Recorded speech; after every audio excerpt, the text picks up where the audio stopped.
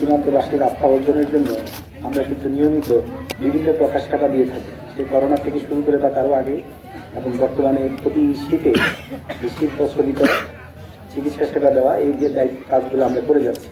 আরেকটা কথা আমি না বললেই নয়, সেটা হলো যে সীমান্তে কিছু সীমান্ত অপরাধ, অবৈধভাবে সীমান্ত পারাপার হয়, চোরাচালান, মাদক পাচার বা এই জাতীয় যে সকল কার্যক্রমগুলো হয়, আমরা অনুরোধ করবো আপনারা সীমান্ত শূন্য লাইন অতিক্রম করবেন না অবৈধভাবে।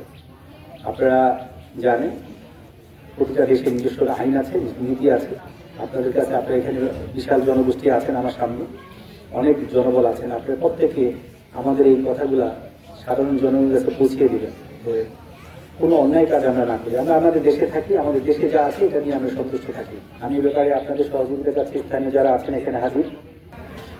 কোনো ক্ষতিকর কাজ দেশের জন্য ক্ষতিকর, আপনার জীবনের জন্য ক্ষতিকর, যুব সমাজের জন্য ক্ষতিকর, এই জাতীয় কোনো কাজের সাথে যাতে আমরা সম্পৃক্ত না হই, এদিকে আপনারা সতর্ক থাকবেন। ধন্যবাদ সবাইকে।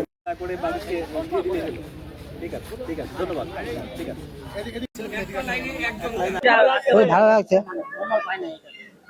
তোমার ভাই ভালো লাগবে।